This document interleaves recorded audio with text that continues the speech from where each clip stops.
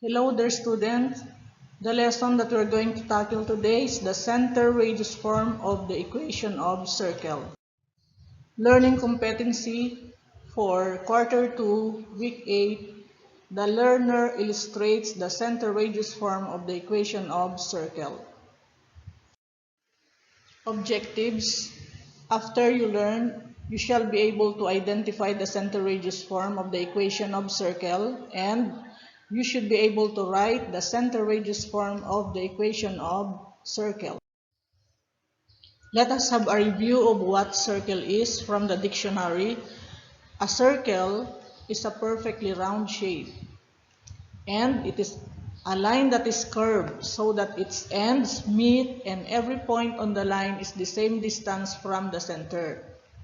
So we have the center point V, point C, and point M are on the circle. So therefore, point C and point M are of the same distance from point V. So that if we connect point C and point V, we have a line segment, and point V to point M, we also have again a line segment.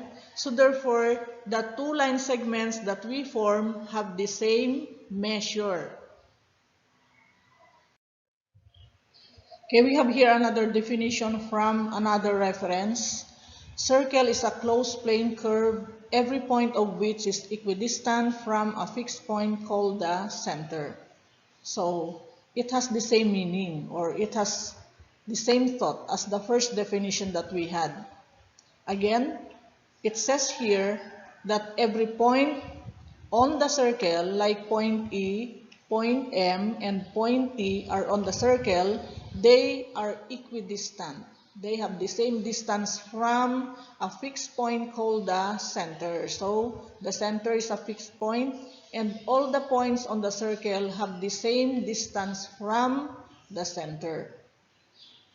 Okay, so we have here another definition related to circle radius. What is a radius? The radius of a circle is the line segment from the center of a circle to a point on the circle. Like this line segment here, it is from the center to one point on the circle, since point E is a point on the circle. So we say that line segment EO is a radius of the circle. And again, if we connect point O to point M, if we draw another line segment here, we again have another radius. Okay. What we have here is a circle drawn on a rectangular coordinate plane. This is the rectangular coordinate plane, the y-axis, and the x-axis. So the center of the circle is at 0, 0, or is at the origin. And its radius, if we count from the center to one point on the circle, 1, 2, 3, so therefore the radius is 3 units. Again, the circle is drawn on a rectangular coordinate plane such that the center of the circle is at 0, 0, or at the origin of the Cartesian coordinate plane, and therefore the coordinates of the center 0, 0. And the radius, as we see, from the center to one point on the circle, we have 3 units. So the radius is 3 units.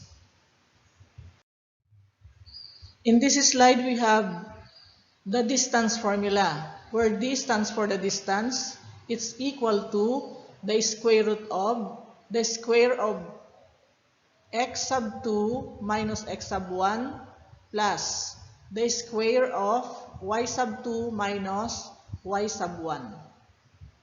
If we are given here a circle drawn on the rectangular coordinate plane, and if we let the center be point O, whose coordinates are x sub 1, y sub 1, and point P, a point on the circle, whose coordinates x sub 2, y sub 2. If we want to find the measure of the radius, since OP is the radius of the circle, we can use the distance formula. Let us find out on the next slide. To continue, we have again the distance formula, and if we want to find the measure of the radius,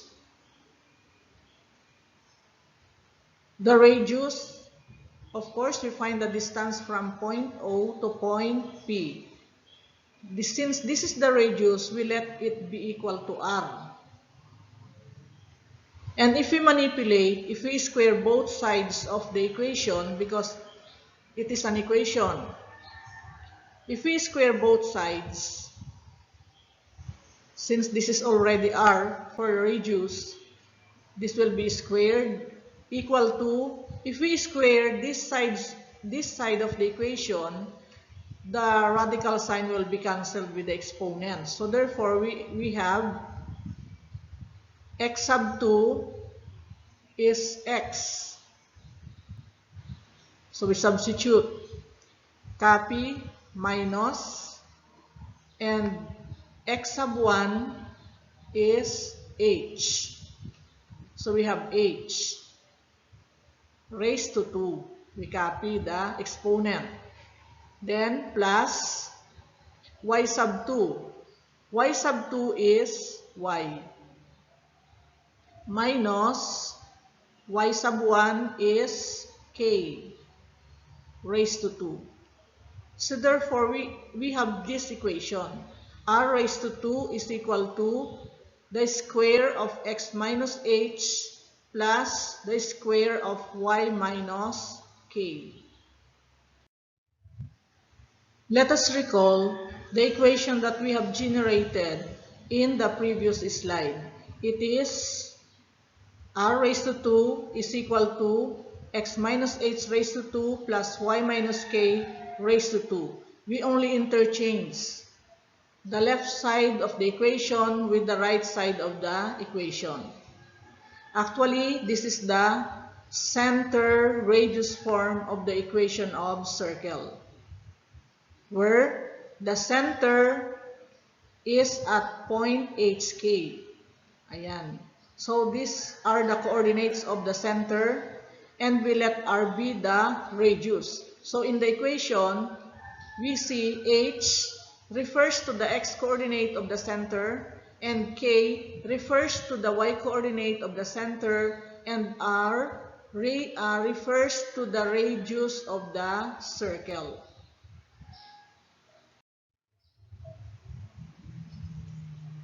What we have here now is a center drawn on the rectangular coordinate plane, where the center of the circle is at 0, 0. So using the center radius form of the equation of circle, this is the center radius form of the equation of circle. If we substitute, we have x, since we let point Q on the circle has its coordinates xy. So just rewrite x minus h. As what we have said, h is the x coordinate of the center. Since it is 0, so we let it be 0. Then we copy the exponent and plus, then y, since the coordinate of x, the y coordinate is y, minus k is the y coordinate of the center, it is equal to 0.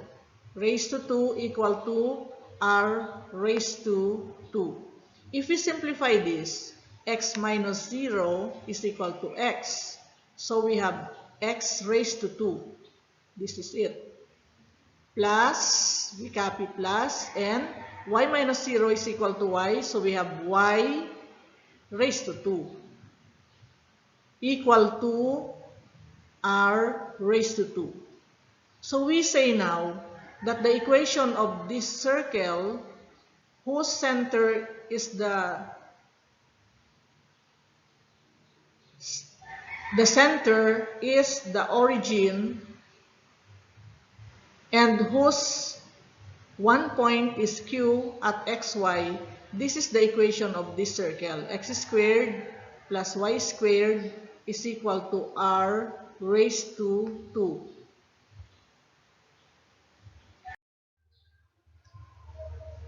For the mastery of our lesson, let us answer this activity.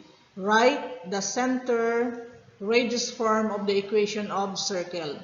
Of course, this is the equation or the formula that we have generated for the center radius form of the equation of circle. Anyway, we call this center radius form because in this form, we can easily identify the center of the circle. If we have here H, K, it is the center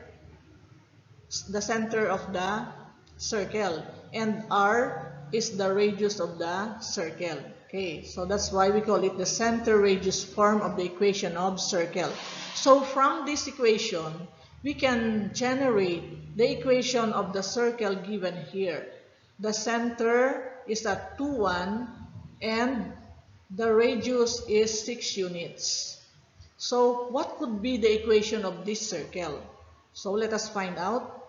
Write the given first. Since the given, we have C, stands for the center, is at 2, 1, or the coordinates are 2 and 1. And the radius is 6 units. So we write R is equal to 2, or the radius equals 6, So from this equation, we copy X and copy minus H.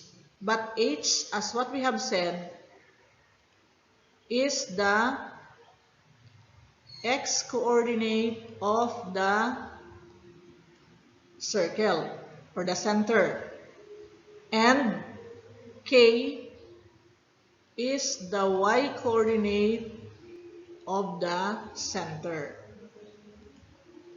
Okay, again, so we have X minus, copy minus, then H. But H is equal to 2, so we substitute 2.